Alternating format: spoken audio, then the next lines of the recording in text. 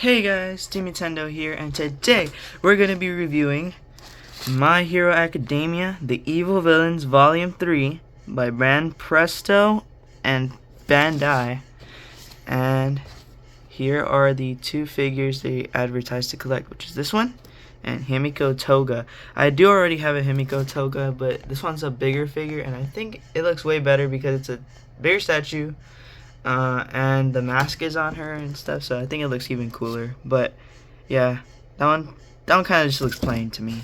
But anyways, we're gonna be reviewing him, and I think that's the same face. I was about to say that looks like a different figure entirely, but nice. There's a blue blast coming out of his hand. But without further ado, let's open the box. And here he is in full circle, Dabi. Also, do you guys like my new background? It's way cleaner, right? So anyways, back to the review. He has one set in stone pose. There's two pegs to hold his foot here. There's one peg to hold the edge of his foot right here. And that makes the figure actually really sturdy. The wrinkles in the pants look amazing. The boots look awesome.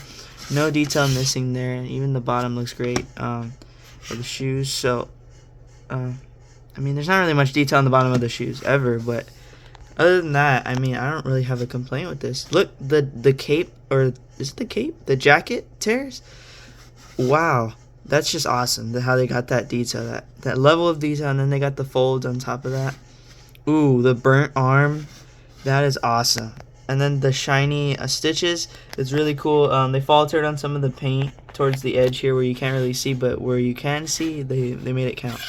And then there's the fingers, and they all have realistic features from the show. That's pretty cool. There's he has a shiny wrist guard right here, or a shiny arm guard.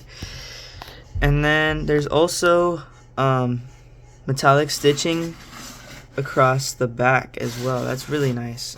Very nice use of the metallic paint. Folds in his shirt right here. It looks awesome. The burnt marks, and they still have the stitching right here. All silver, all shiny. So they made sure to get the parts that count.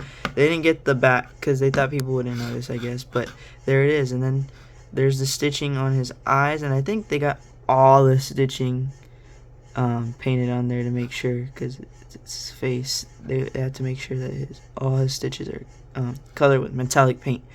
So anyways, there's like a little zipper right here on his mouth. Dang, it just looks so scarily accurate to the show. The hair spikes and everything. I'm trying to see if there's anything else with the... No, they even colored the metallic on the ear too, so you can see it. That's awesome. And the spiky hair, they got all of it. They literally got all of it. Let me see. The eyes. I feel like they're missing something on the eyes. Or no. Can't really see. The hair is kind of shadowing over there. Oh, nice. They even got the eyes right. Dude, that's crazy. And the lining of the eyebrow. Wow. Wow, wow, wow. And then they got the blue blast. I'm not sure how to attach it. I don't know if it's supposed to loosely attach on here, or if I'm supposed to specifically attach it or anything. But let me know in the comments below if I'm supposed to attach it. I'm trying to. It's really hard. But anyways, let's get to our final thoughts of this figure. So overall, I think this figure exemplifies the perfect villain character from My Hero Academia. And if y'all seen it before, y'all know that he's a very major threat towards the end of the last season. He is really kind of revealed. Spoiler alert. If y'all don't want to be spoiled, you can click off this video, or you could rewind to the part of the end. But yeah, I'm gonna have to spoil it. Okay, so he's basically Todoroki's brother. So he got rejected from society because his dad didn't want him to use his powers, and his dad made a lot of mistakes. So as soon as Dabi never forgave him, so he always just took on this identity as Dabi.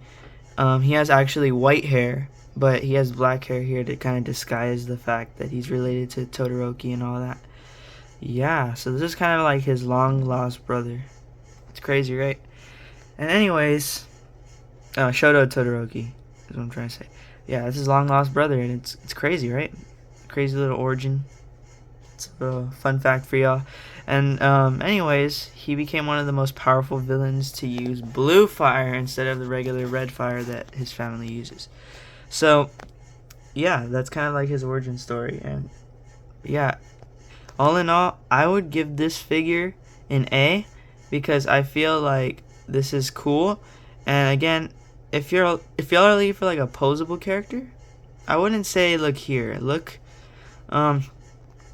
more for fig arts and stuff like that. I wouldn't say look here for these statues because they are really cool to like just see, and you can pose them technically in like any way you want. Like you can have it sideways view, you could have a back view. It'll look crazy like along the wall or something, like you say in the wall, or you could have it like right here. And I don't really like the angle that much. I'd rather have this angle. Anything that looks really cool and like that, you know. Let's go ahead and put him right here. Yeah, that looks really cool. And so yeah, in total, I think this figure looks awesome and y'all should get it. He's only $18 to $19, so not too bad for a detailed statue like that. But if you're looking for a posable figure, I definitely say go look for Fig Arts or other My Hero Academia posable figures. Now let me know what you guys think in the comment section below. Make sure to like, subscribe, and turn notifications on. And see y'all on the next one. Bye guys. Dabi out. Peace.